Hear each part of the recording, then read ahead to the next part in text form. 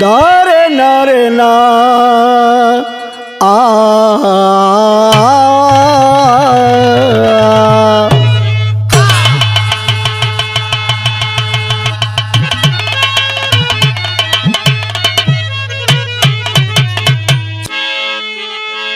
कवि ने 4 लाइन भूमिका में लिखा है।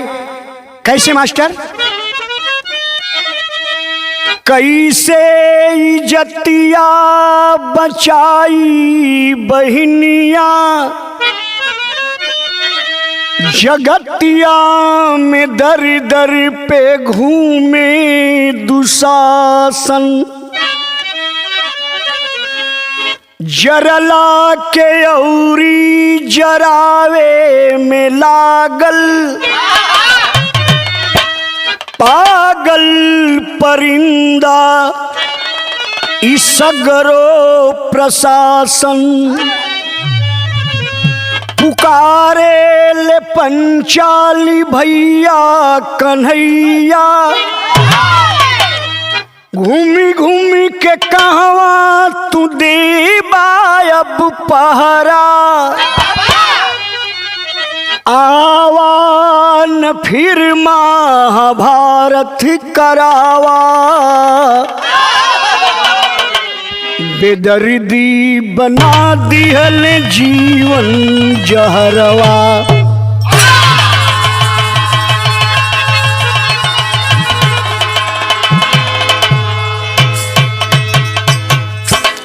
एक लाइन यहाँ कवाली का अंदाज लगल मास्टर। कौन बा?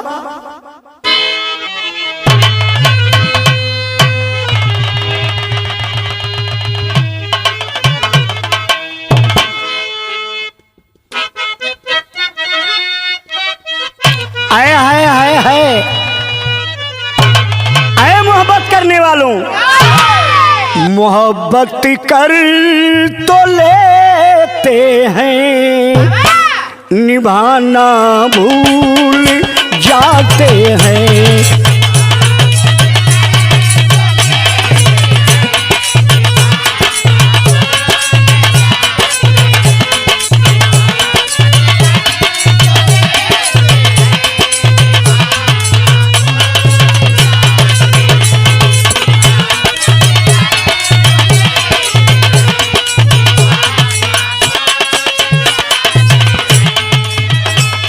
मोहब्बत कर तो लेते हैं, निभाना भूल जाते हैं, निभाना भूल जाते हैं,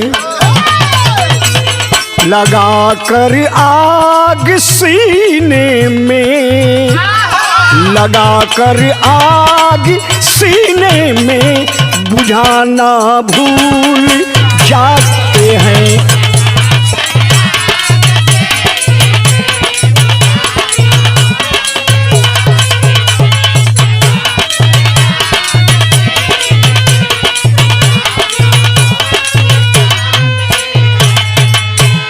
ये हिंदुस्तान विश्व गुरु की कभी पदवी पाया था मेरे मित्रों।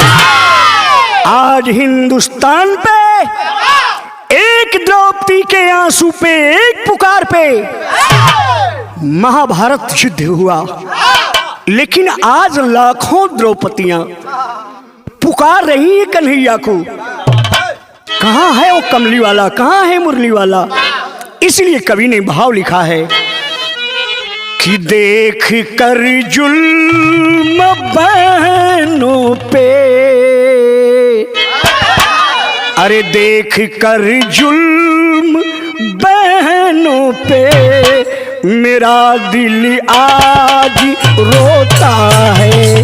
देख कर जुल्म बहनों पे, मेरा दिल आज रोता है।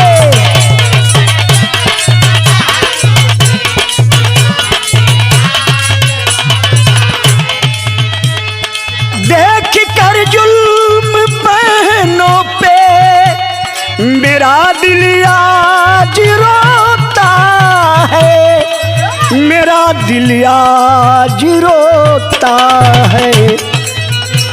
यहाँ शासन प्रशासन भी यहाँ शासन प्रशासन भी क्यों गहरी नींद सोता है। यहाँ शासन प्रशासन भी क्यों गहरी नींद सोता है।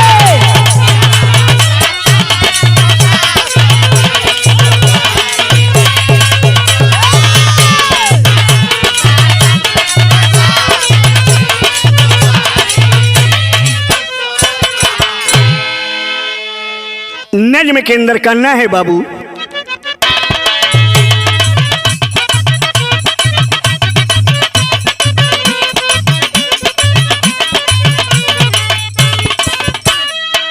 दुखत जिगर है आज, दुखित जिगर है आज देश के हालातों से।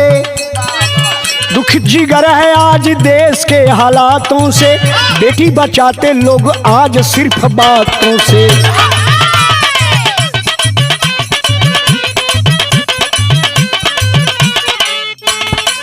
मुझे याद है हम लोगों ने प्रचार किया है बेटी बचाओ बेटी पढ़ाओ।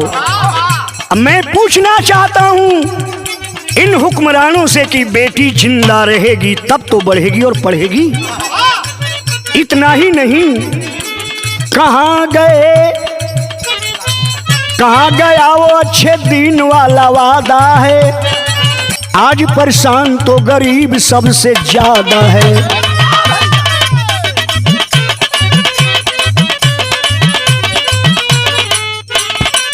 दलित की बेटी से जो आज अत्याचार हुआ, दलित की बेटी से जो आज अत्याचार हुआ, रोटी मानवता है दानवता विस्तार हुआ।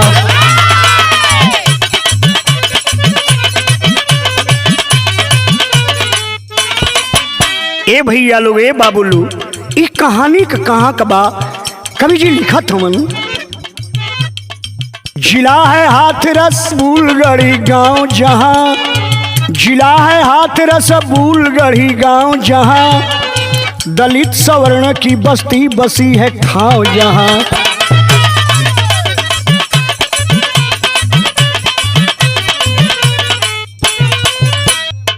मनीषा बेटी के 19 बरस उमरिया बा, 14 सितंबर के दिन हो गई अनहरिया बा।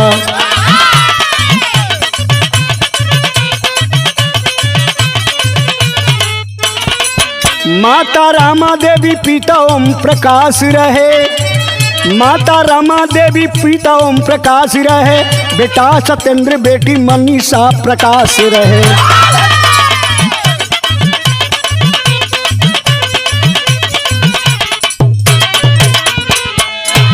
ए भैया तनी सा बात समझला, गाना समझे में आराम रही। उत्तर प्रदेश के हाथरस जिला में चंदपा कोतवाली के अंतर्गत एक छोटे गांव बा, जोने गांव का नाम बूलगढ़ी बा। उसी में दलित परिवार के ओम प्रकाश वाल्मीकि का परिवार रहता है। गरीब परिवार बाबू किसी तरह मेहनत मजदूरी करके अपना जीवन यापन करता है। 14 सितंबर 2020 का दिन जब सूर्यदेव दुनिया को प्रकाशित कर रहे हैं, तभी बाबू ओम प्रकाश वाल्मीकि के जीवन रूपी प्रकाश में राहु रूपी ग्रहण लग गया।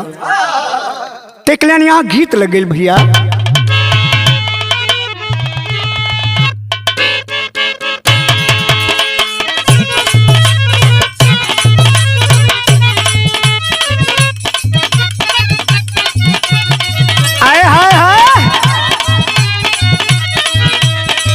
गीत लगे मास्टर कि पहली रात पायल तोड़ला,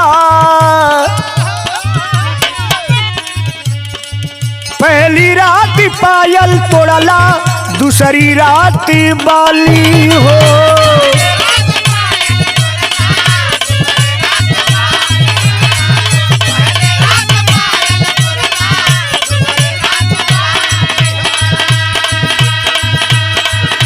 सैया जी का इतना हबुआइल हुआ, तीसरी रात झुमका झूलनी तोड़ला हाली हाली हो।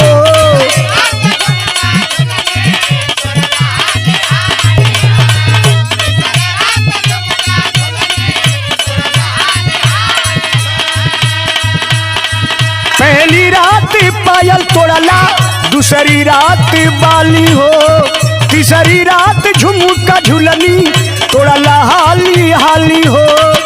देव नहीं हरवा ओ रहनवा राजा जी, देव नहीं हरवा ओ रहनवा राजा जी। मजा मारे में तोड़ला नैका मैं गहनवा राजा जी, मैं तोड़ला नैका मैं गहनवा राजा जी।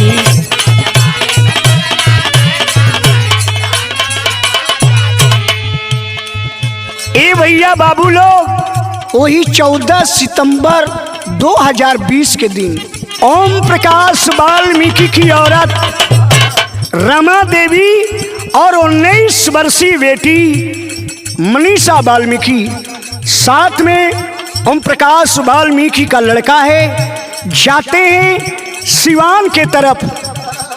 तबहिल का बाबू 14 सितंबर के 14 सितंबर के माई बेटी निया,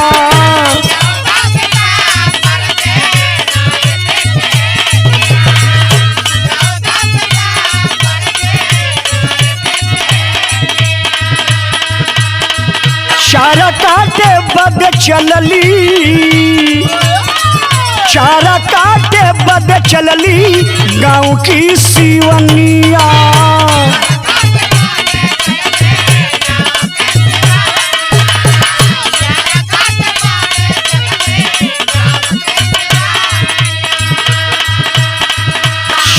सितंबर के माई बेटिया, चारा काटे बद चलली गाँव के सिवनिया। रहिया में देखे दुश्मनवा बाबूजी, रहिया में देखे दुश्मनवा बाबूजी। त चारों मिल के बनवले देखाऊ पलनवा बाबूजी।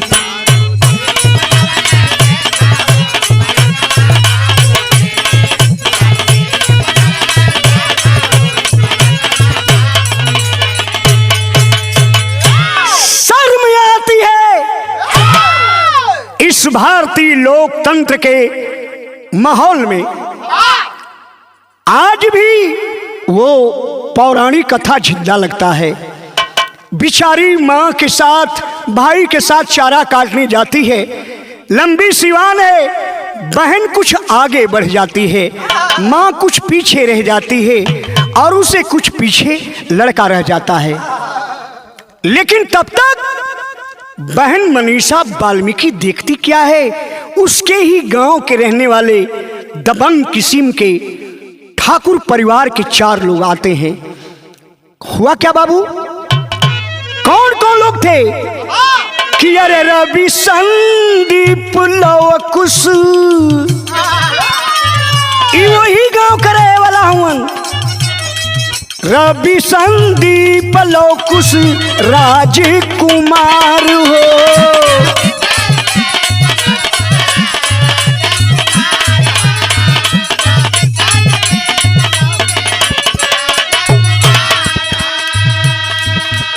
ए भैया लोग, अब ही मनीषा वाल्मीकि बिटिया कुछ समझ पावे तौले जबरी उठा के गईले, जबरी उठा के गईले देखा बादिकार हो।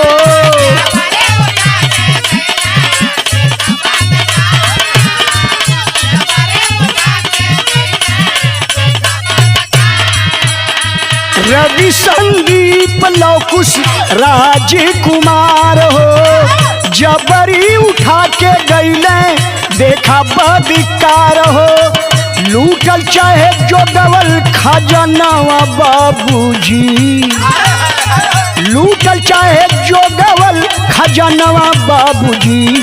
चारों मिलके देखा कैले हैं पलनवा बाबूजी।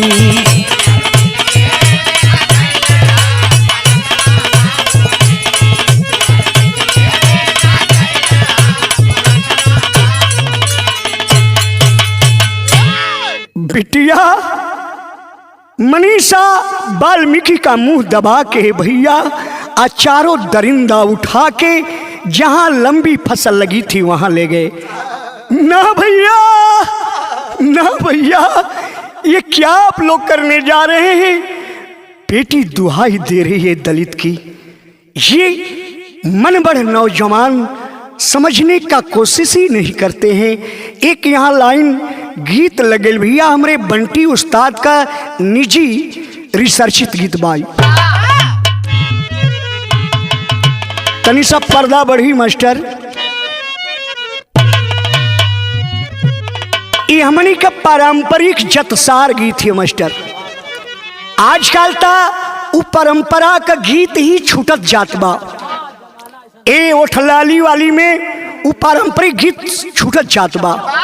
उ जमाना रहल मास्टर जब प्रत्येक परिवार की माँ बहने गेहूं या जौ लेकर के जांता पर पीसे बैठ जा हो, गागा करके 2-4-10 किलो गेहूं या जौ पीस ले। कैसे गावे भैया? गावे की कई मोरा लावेला अरिची मरिचिया, कई मोरा लावे जाय जीरा हरी। इतना गा के पटा जा, 4 झिंका गीत जा, सुतल के रहे सोचे यार कहाँ गीत होती है।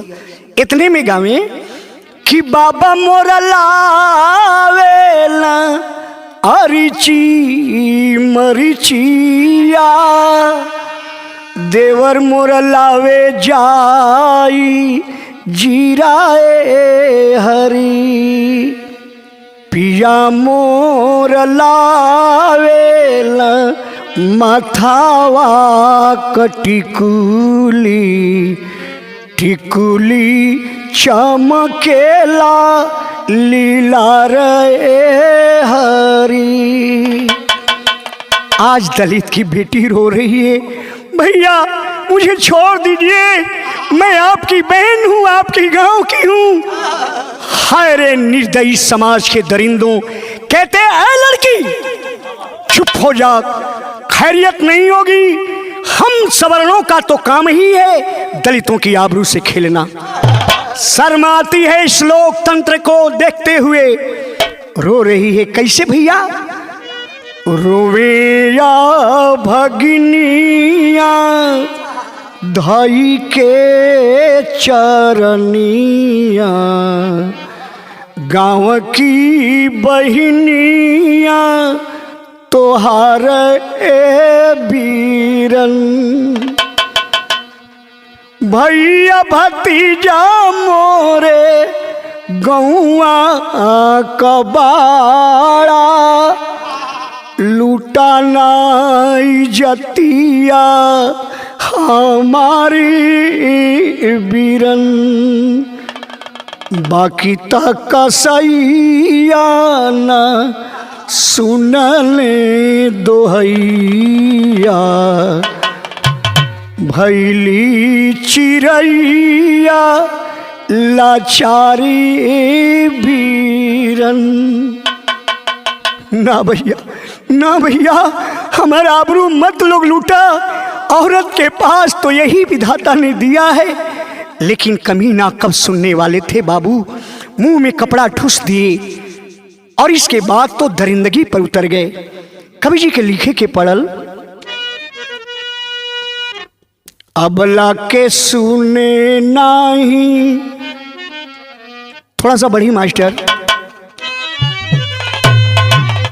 अबला के सुने नहीं पपिया दोहैया, अरे पपिया दोहैया हो, कर लगला दैया गारी जी। शरीर के कमीने कपड़े खींचकर फाड़ दिए। नहीं, छटपटा रही है, मुख से आवाज भी तो कपड़े ठूसने के बाद नहीं निकल रही है। हाथ पैर हिला रही है, इसके बाद तो हाथी घोड़े बांधी दी हले, गतरी गतरी आयर गतरे गतरिया मारी पीटी कई ला चार जी। यहां तक प्रमाण मिला पेपर से, पत्रिका से, फोक मीडिया से कि कमीने उस लड़की के कपड़े को निकाल करके मुंह से उसकी जीभ को काट डाले, कंधे की हड्डी को तोड़ डाले। लाचार जब हो जाती है तो उसके आबरू को लूटने के रौंदने लगते हैं। सबूत मिटावे खातिर जिभिया के काटी दिहल, जिभिया के काटी दिहल, कहे मोरा हुए अधिकार जी। चिल्लाना चाहती थी, अब कुछ नहीं बोल पाएगी। ये हम सवर्णों का अधिकार है। शर्म आती है इस देश को लोकतांत्रिक कहते, जहां भगवान राम सेवरी के जूठी बेर खाए थे बाबू, आज सेवरी के वंशजों की ये हालत है। ए भैया, दरिंदगी की हद हो गई। पापी सबूत मिटाने के लिए जीभ भी काट दी, मारकर गर्दन व रीढ़ की हड्डी भी तोड़ देते हैं और चले गए। मोबाइल के मीडिया वालों से यह भी जानकारी मिली कि संदीप ठाकुर जा करके उसके भाई से कहा कि जाओ तेरी बहन उस खेत में पड़ी है। ये हालात है इस देश की। मेरे बाबू, जब भाई जाता है, परिवार के लोग जाते हैं तो न बोल पाती है, बिल्कुल मड़ासन पड़ी है। यही से तो कवि जी लिखलन,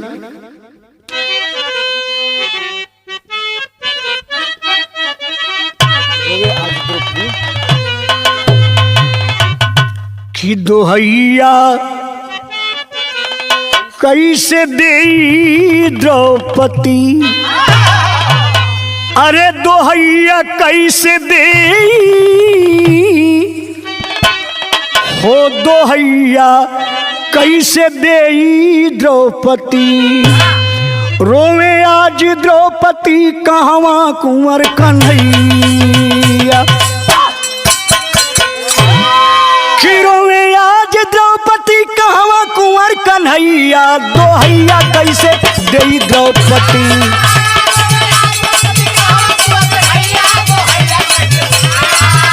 रोवे आज द्रौपदी कहवा कुंवर कन्हैया।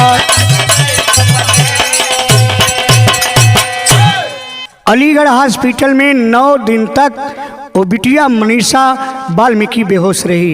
इसके बाद दिल्ली सफदरगंज अस्पताल में ले जाते हैं और 15 दिन के बाद मनीषा दम तोड़ती है। लेकिन मेरे मित्रों, 12 मनीषा वाल्मीकि कुछ शासन प्रशासन के लोगों से मरने से पहले कटी जबान से ही आप बीती बता करके गई।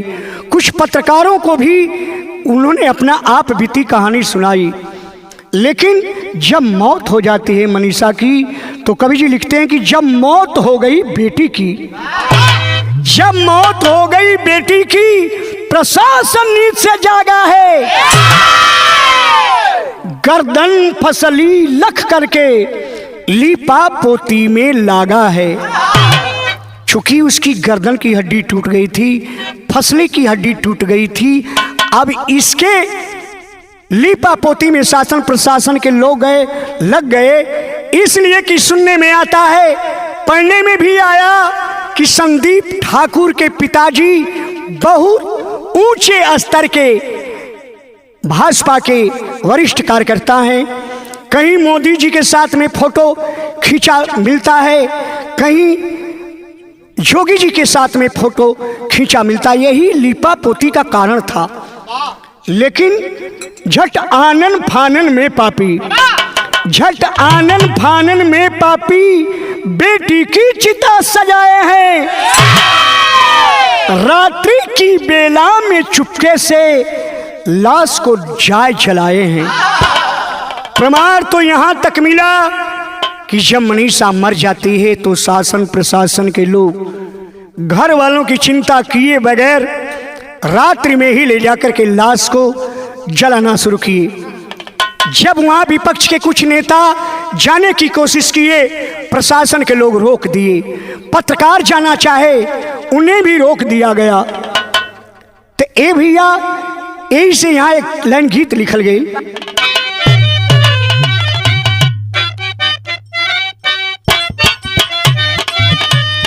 पाई के खबरिया रोवे नर नरिया,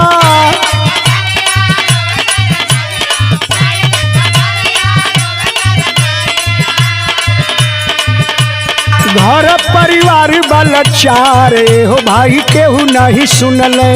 अरे दुखिया गरीब के पुकार ए हो भाई केहू नहीं सुनल।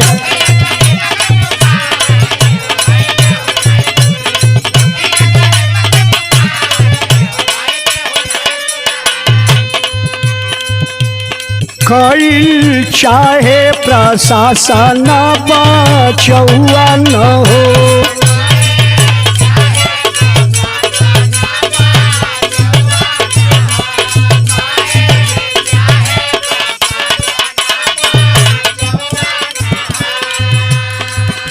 भारी जनमत का बढ़ला दा बउआ न हो।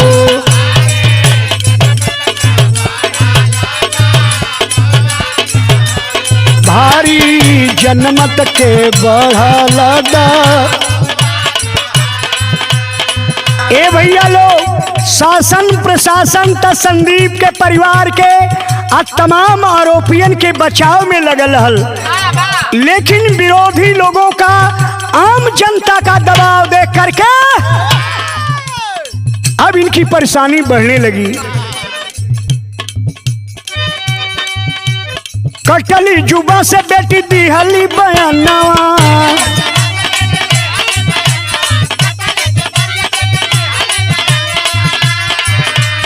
कटली जुबा से बेटी दिहली बयानवा, लिखे ना प्रशासन FIR ए हो भाई केहू नहीं सुनल। अरे सुनल ना दुखिया लाचार ए हो भाई केहू नहीं सुनल। हो गए ना दुखिया लाचार, अरे हो गए ना दुखिया लाचार।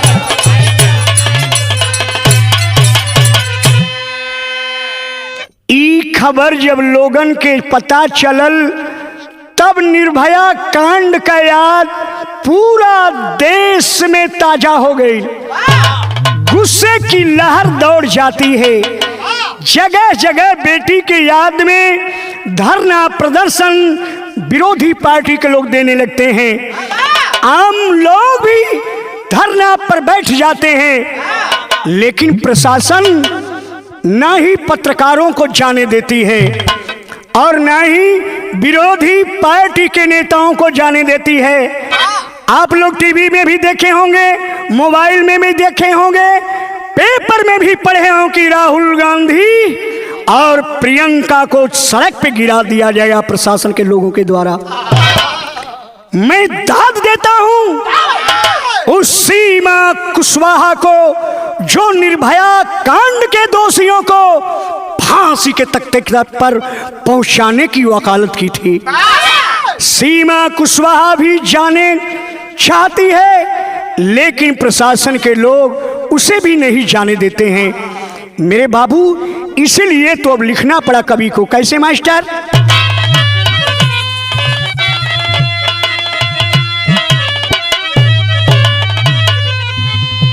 अरे सुन के घटना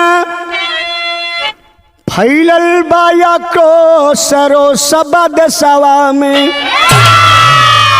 अरे सुन के घटना फैलल बाया को सरो सबा दसवा में। आओ सुतल प्रशासन हो के आज बेहोश याद अब दसवा में।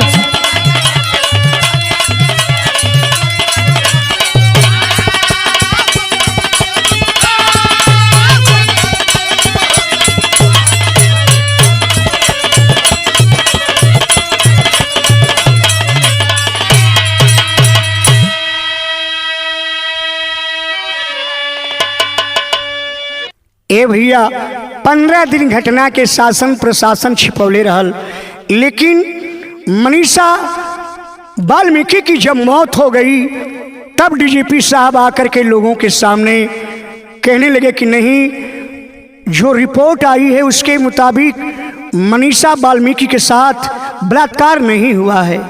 वारे प्रशासन के लोग और वारे शासन के लोग, इसीलिए तो कहा गया बाबू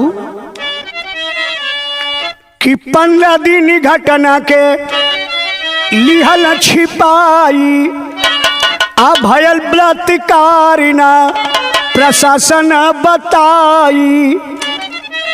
रहल बा प्रशासन के सबही कोसरो सब जनता में, और घटना सुन के करेला सब अफसोस रो सब जनता में।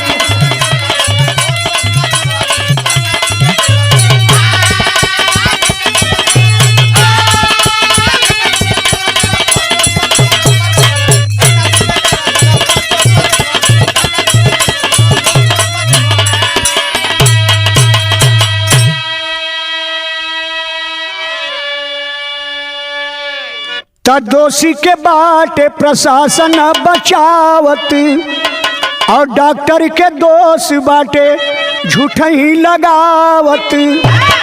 डॉक्टर क्या लिखा, क्या रिपोर्ट दिया, ये तो प्रशासन के लोग जानते हैं, लेकिन प्रशासन के लोग जब जनता में कहते तो वही जनता सुनती है। लेकिन जो मरने से पहले मनीषा वाल्मीकि ने बयान दिया था नेताओं को, पत्रकारों को, उसके मुताबिक तो उसके साथ बर्बरता के साथ बलात्कार हुआ था। उसकी गर्दन की हड्डी फसली भी तोड़ी गई थी, जुबान भी काटी गई थी। यही से लिखल गई कि दोषी के बाटे प्रशासन बचावत, डॉक्टर के दोष झूठई बाटे लगावत। बाटे आज बचावत निकर बोसरोस जनता में, उचित न्याय ही बेटी के परितोष रोष जनता में। ऐ प्रशासन के लोगों, अगर बेटी को उचित परितोष देना चाहते हो तो मनीषा वाल्मीकि के हत्यारों को उचित न्याय मिले, जैसा कि निर्भया कांड के दोषियों को फांसी के तख्ते पर लटकाया गया।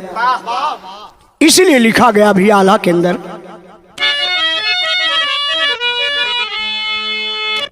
कि हाय राम जी, अरे अबरा के में हर बार, अबरा के में हर बार, जबरा के भौजैया भैया, रोवेला गरीब के लाचार परिवार। घटना के चाहे जब प्रशासन दबावल बाबू, चोरी चोरी रतिया में कैले संस्कार। दोषी के बचावही में लागल बा प्रशासन पंचो।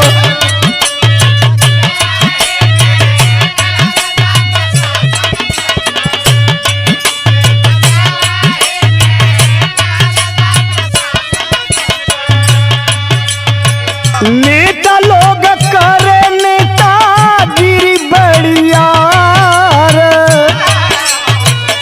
सीमा को सुबह के टिकाए लनवा हो बाटे, सुबह के टिकाए लनवा हो बाटे।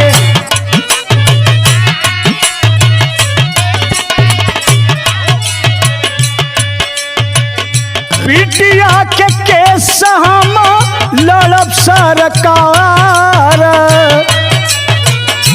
गौवा में लागल बाप शासन के पहरवा भैया।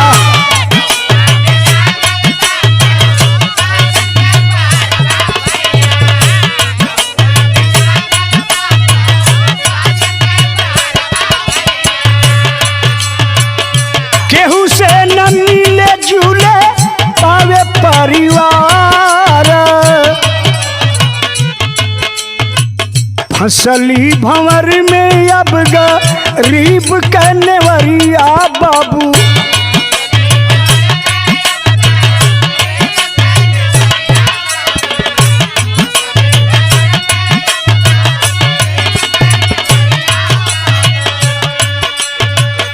कैसे शासन में अब होई उपकार। एक लड़का से आज हमने देखा है मोबाइल के अंतर्गत कि एक लड़का से किसी मीडिया कर्मी पूछ रही है, कह रहे भैया तू कौन है, कहां से भागते आ रहा है।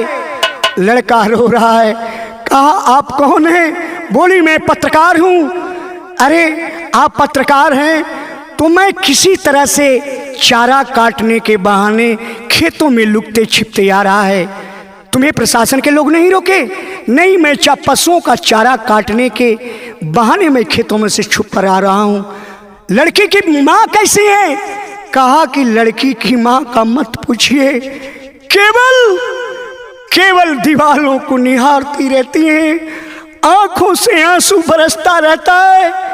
बीमार पिता का मोबाइल छीन लिया है प्रशासन के लोगों ने, किसी को घर से बाहर नहीं निकलने देते। छत के ऊपर भी प्रशासन के लोग हैं, घर के बाहर, घर के चारों तरफ, गांव की चारों तरफ बाउंड्री लगा दी गई है। न बाहर से कोई आएगा, न गांव के अंदर से कोई बाहर जाएगा। ऐसी हालात है। ए भैया, यही से तक कवि जी आज बिटियन का हालात और ख़ास तौर से मनीषा वाल्मीकि के मौत के बाद भी जो प्रशासन का तांडव है, आज उसको देखते हुए कवि जी ने लिखा। तनिषा बढ़ला मास्टर।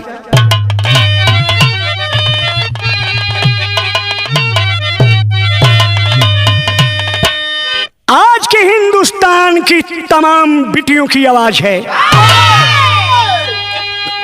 अरे कुंवर कन्हैया भैया, कुंवर कन्हैया भैया, फिर से आवे के पड़ी। कलयुग में फिर से महाभारत रचावे के पड़ी।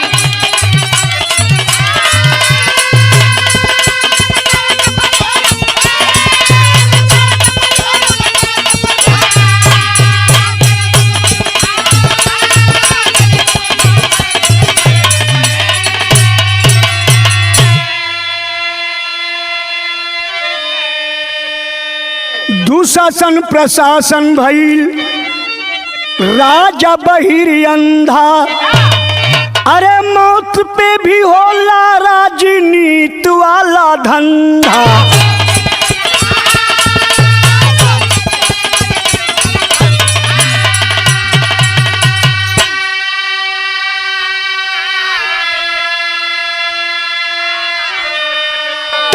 पंच के सुदर्शन अब उठावे के पड़ी। कलयुग में फिर से महाभारत रचावे के पड़ी।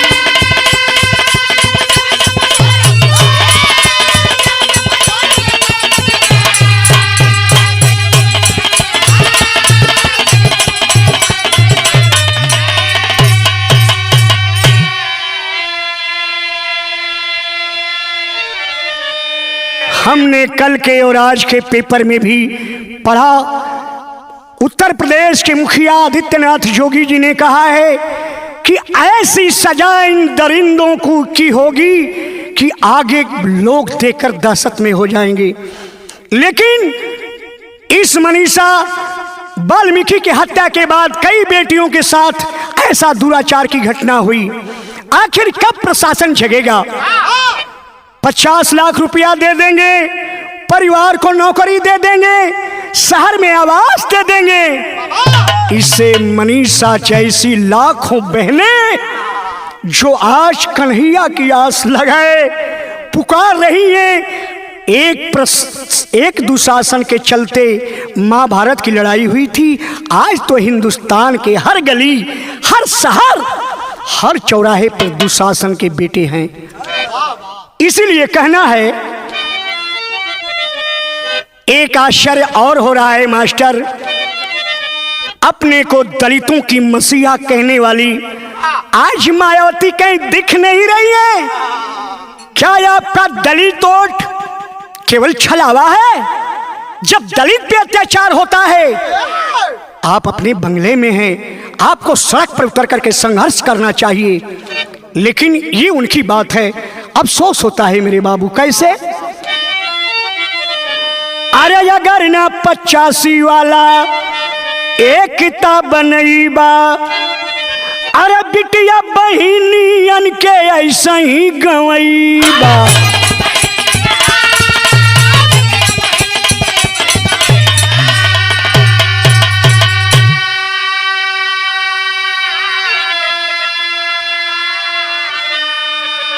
अरे अपन शक्ति तोहरा के देखावे के पड़ी, ए भैया अपन शक्ति तोहरा के देखावे के पड़ी।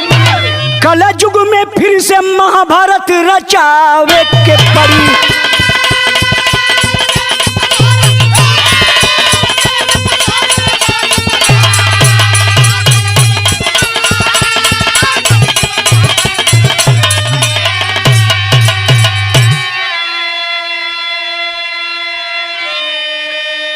गुरु बिहारी गुरुपत्तू जी स्वर्ग लोक में रोवे, कभी परसीदन गमख्वारी में पिट पिट छाती रोवे। दोहैया कैसे दी द्रौपदी, विजयी सूबेदार ना लौके के हुसैया। दोहैया कैसे दे द्रौपदी,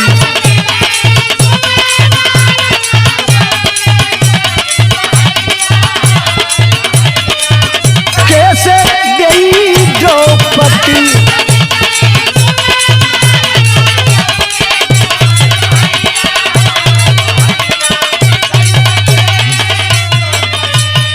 हाय